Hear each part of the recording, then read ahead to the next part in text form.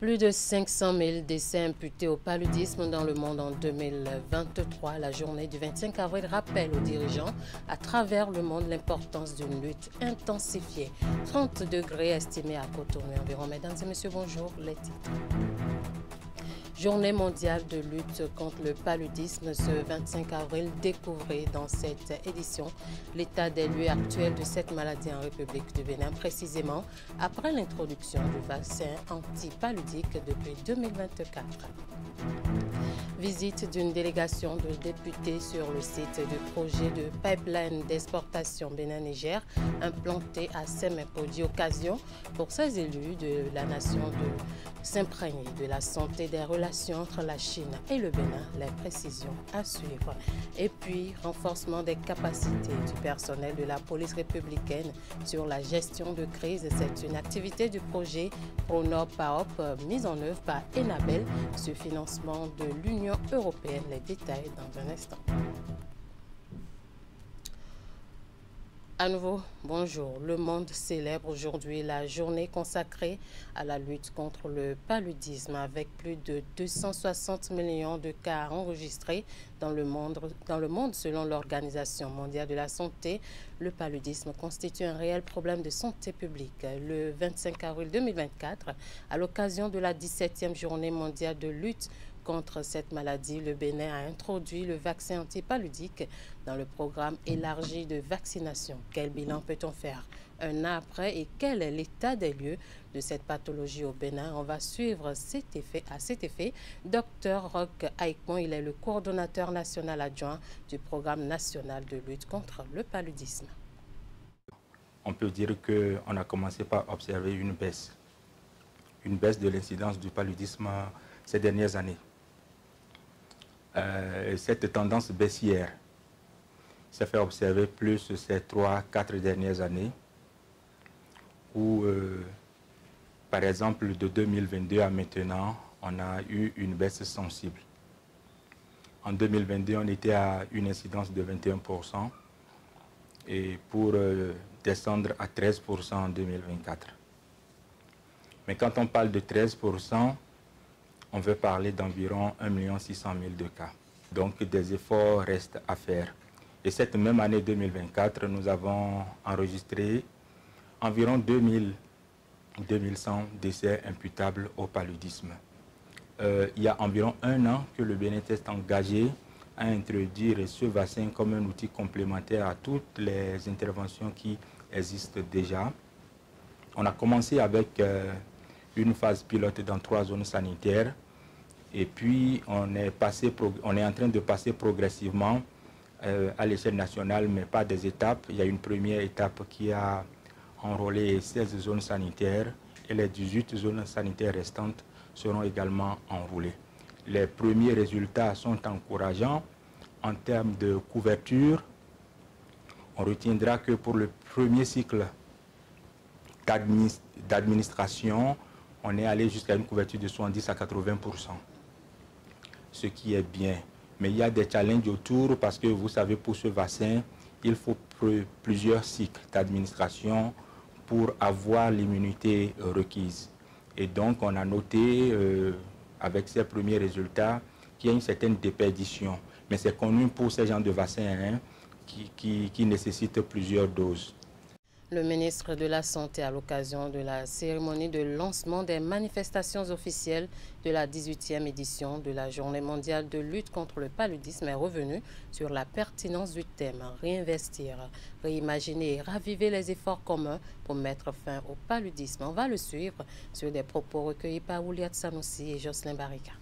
Le thème choisi, réinvestir, réimaginer et raviver nos efforts communs pour mettre fin au paludisme est évocateur et nous interpelle tous. En effet, ce thème met en avant la nécessité d'un nouvel engagement au plan financier, communautaire et scientifique pour une lutte intégrée et plus intelligente contre le paludisme. Il s'agit de réallouer conséquemment des fonds pour intensifier les efforts de prévention, de traitement et de recherche, surtout dans les régions les plus touchées, en mettant un accent sur l'équité et en privilégiant les couches les plus vulnérables et les moins desservies. Il fait appel à un soutien accru des gouvernements, des bailleurs de fonds et du secteur privé aux efforts de lutte contre le paludisme. Aussi, vise-t-il l'innovation et la nécessité de penser et de faire différemment les choses face aux défis posés par le paludisme. Tout en améliorant les outils existants, il faut explorer de nouvelles approches, comme les vaccins, l'utilisation des technologies numériques pour une surveillance et une gestion plus efficace de la maladie. Ce thème encourage à renouveler l'énergie, la passion et la volonté de tous les acteurs concernés par son éradication. Mesdames et messieurs, l'élimination du paludisme est bien possible. L'élimination du paludisme est bien possible. C'est pour cela que le gouvernement ne ménage aucun effort pour que le Bénin se positionne parmi les premiers pays qui ambitionnent d'aller à l'élimination de cette affection à l'horizon 2030. Je voudrais, tout en rassemblant la population béninoise, les inviter à garder à l'esprit qu'elles ne doivent en aucun cas baisser la garde. En aucun cas baisser la garde, car les bénéfices des différentes interventions sont plus prononcés. Conrad Baguidi a démarré son périple par... Toujours parlant santé, dans cette édition, les dates du 24 au 30 avril de cette année sont consacrées à la Semaine africaine de la vaccination. Il s'agit d'une initiative de l'OMS qui a choisi la dernière semaine du mois d'avril pour intensifier la sensibilisation sur les bienfaits des vaccins. Dr Landry Coquelet, directeur de la vaccination et de la logistique au ministère de la Santé, revient ici sur le thème retenu cette année. Le thème retenu cette année 2025, c'est la vaccination pour tous et pour toutes, c'est humainement possible. Donc juste pour rappeler qu'aujourd'hui, il est possible d'offrir les services de vaccination à tout le monde, tous ceux qui sont dans le besoin et pour lesquels la vaccination peut leur apporter un bienfait. La première chose que cette semaine apporte, c'est une prise de conscience collective sur le fait que la vaccination joue un rôle crucial dans la survie de nos enfants, dans le bienfait des communautés. Donc, au cours de cette semaine, nous allons encore rappeler cela, repositionner la vaccination comme une intervention majeure pour pouvoir protéger la communauté. L'autre bienfait, c'est que cette semaine va nous permettre d'augmenter nos couvertures vaccinales, donc de pouvoir encore intensifier l'offre des services de vaccination avec la mobilisation qu'il y aura autour de la vaccination. Donc il y aura beaucoup d'activités de communication, de sensibilisation et aussi de façon spécifique, nous allons intensifier l'offre des services dans les localités où les vaccinations ne sont pas assez, la vaccination ne marche pas très bien. Donc cela va se traduire par des rattrapages intensifs et en ciblant surtout les populations qui sont marginalisées, les populations qui sont souvent peu desservies à cause des raisons géographiques et d'autres raisons qui font que ces populations ne profitent pas pleinement de la vaccination. Voilà, je l'annonçais en titre, sur invitation de l'ambassadeur de Chine au Bénin, une délégation des députés de l'Assemblée nationale et des cadres de l'administration parlementaire était ce jeudi en visite sur le site du projet du pipeline d'exportation Bénin-Niger implanté à Semekpodji. L'occasion pour les représentants du peuple non seulement de s'assurer que les initiatives mises en œuvre sur le territoire béninois contribuent véritablement au bien-être des Béninois et au développement du pays, mais aussi d'apprécier la vitalité des relations entre le Bénin et la Chine. Voici le compte rendu. Du laboratoire d'analyse des produits pétroliers aux équipements d'intervention en cas de déversement d'hydrocarbures, en passant par les équipements de lutte contre l'incendie, la zone de réception et d'envoi du racleur du pipeline sous-marin et les pompes de chargement maritime, rien n'a échappé à la curiosité des hôtes de l'ambassadeur de Chine au Bénin. Sur la plateforme du projet du pipeline d'exportation Bénin-Niger, députés de l'Assemblée nationale et cadres de l'administration parlementaire ont eu l'occasion d'explorer les différents compartiments du terminal pétrolier de Semekpodji, symbole du partenariat agissant entre la Chine, le Niger et le Bénin. La présente visite revêt une importance particulière.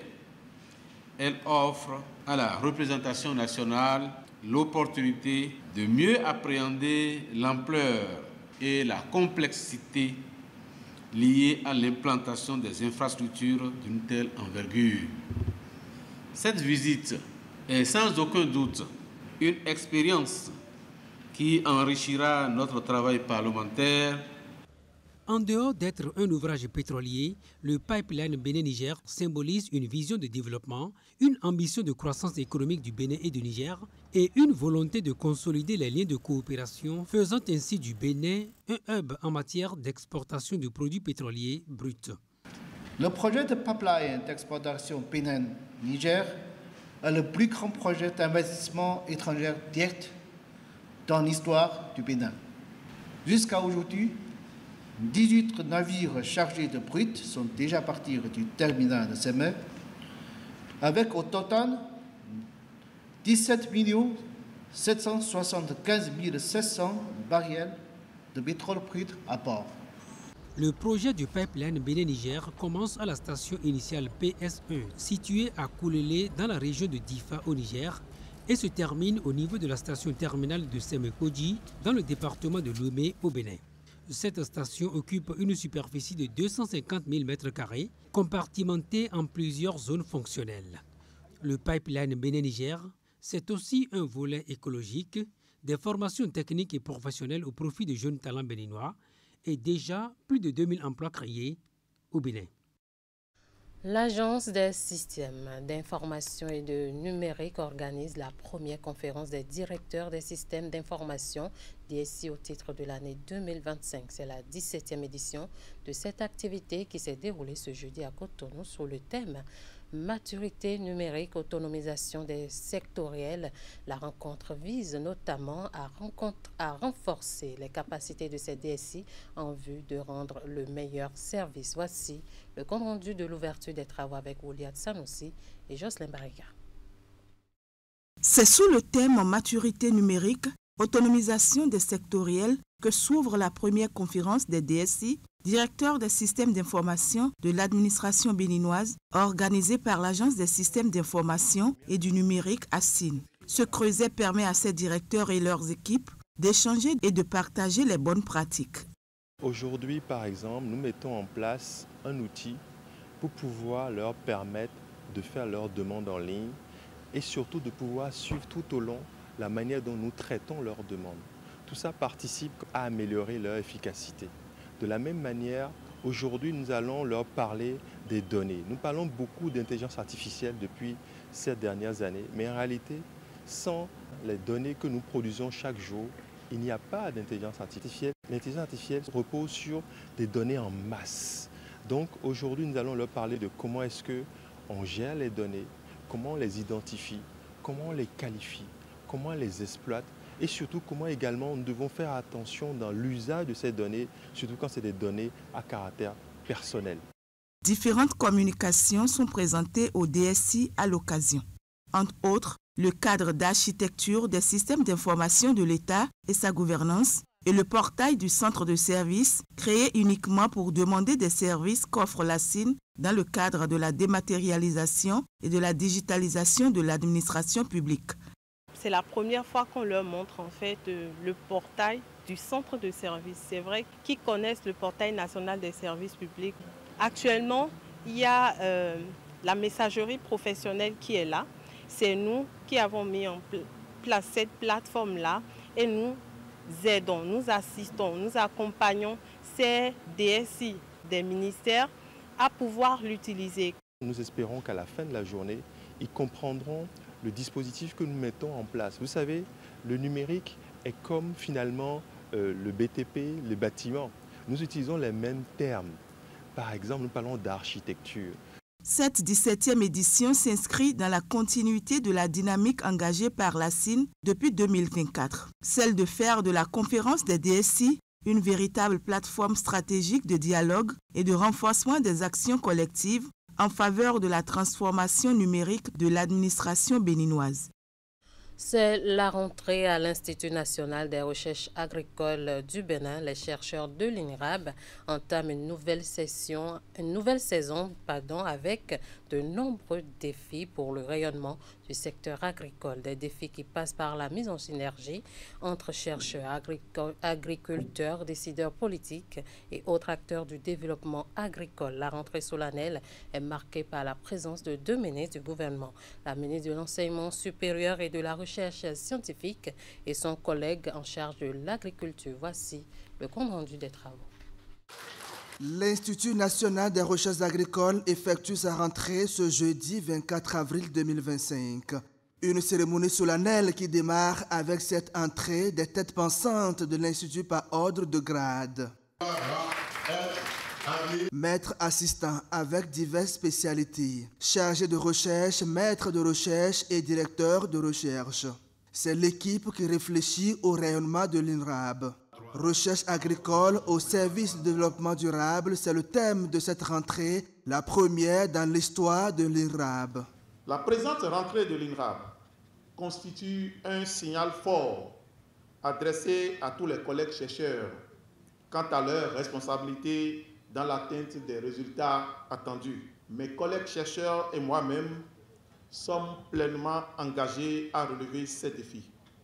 Une communication inaugurale va permettre d'avoir une vue panoramique des progrès de l'agriculture béninoise, son impact, ses défis, ses enjeux, ses contraintes et ses perspectives. Pilier du système national de recherche agricole au Bénin, l'INRAB est une entreprise publique à caractère scientifique créée en 1994 et placée sous la tutelle du ministère de l'Agriculture, de l'Élevage et de la Pêche.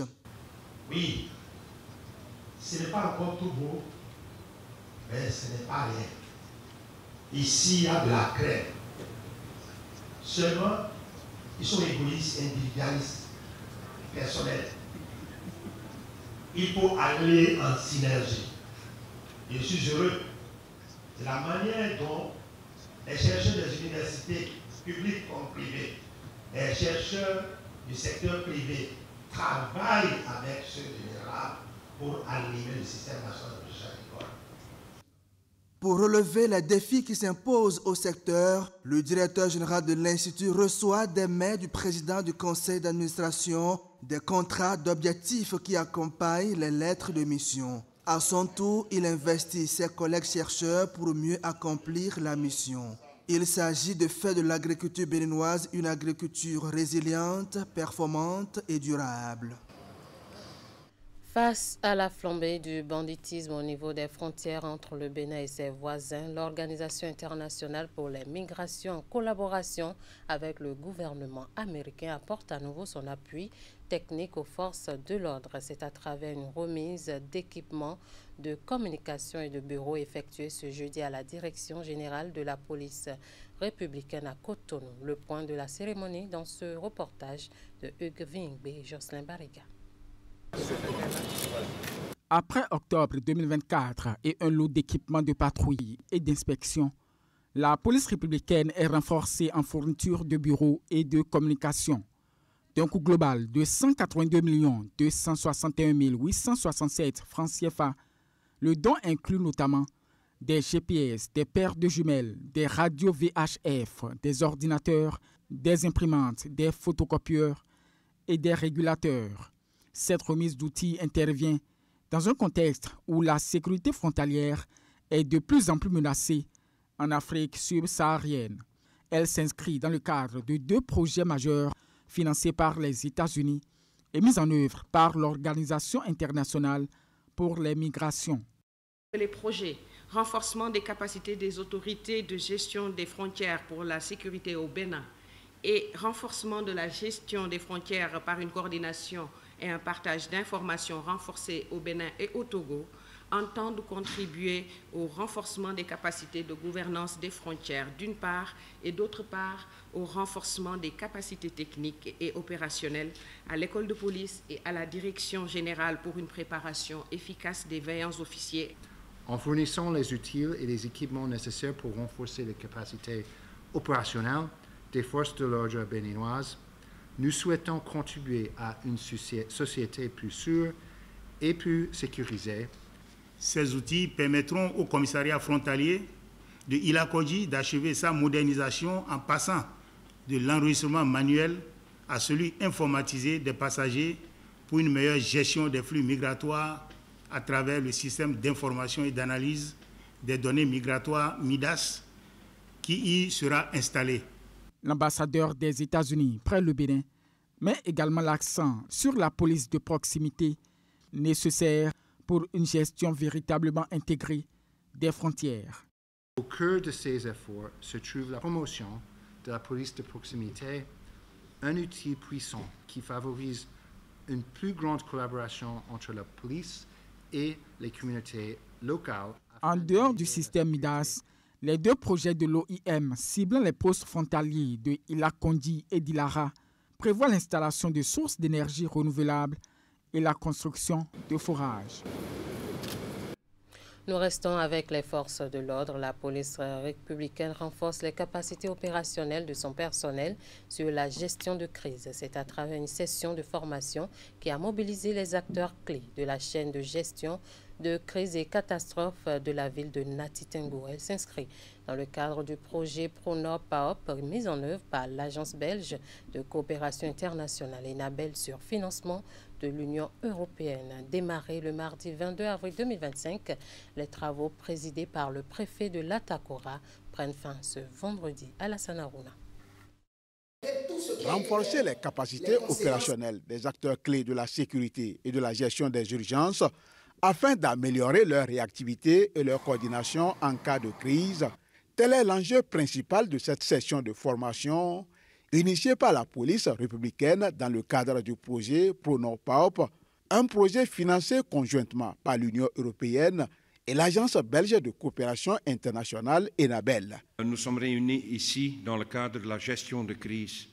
L'objectif final de toute gestion de crise, c'est de faire cesser ce qui se passe, faire cesser la menace, limiter les dégâts pour pouvoir retourner à la situation normale le plus rapidement possible. Retourner à la situation normale le plus rapidement possible nécessite une coordination, une préparation multidisciplinaire. La tenue de la présente session de formation revêt une importance capitale aux yeux des initiateurs car elle permettra à ces acteurs de la chaîne de gestion des crises de la ville de Nati Tengou de renforcer la coordination et l'efficacité de leurs interventions. Une crise est une situation de péril résultant du fait de l'homme ou de la nature et qui nécessite une réponse prompte. Cette réponse peut être mono ou pluridisciplinaire. Dans tous les cas, le ou les acteurs en charge de la gestion d'une crise doivent être non seulement bien outillés, mais aussi et surtout apprendre à travailler en synergie d'action afin de contenir au mieux les effets de la crise sur les populations.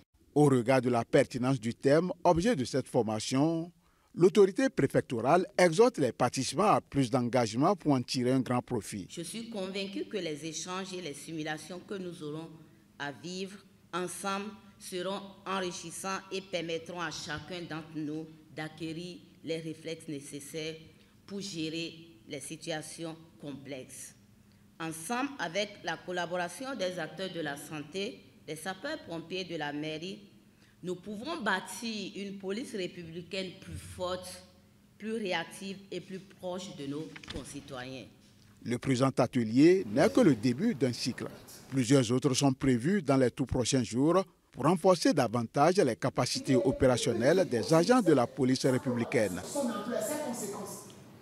Sur ce, se referme ce 13h au Bénin. Merci de nous avoir suivis. Merci à toute l'équipe de rédaction, de réalisation et de diffusion. Restez avec nous pour la suite de nos programmes.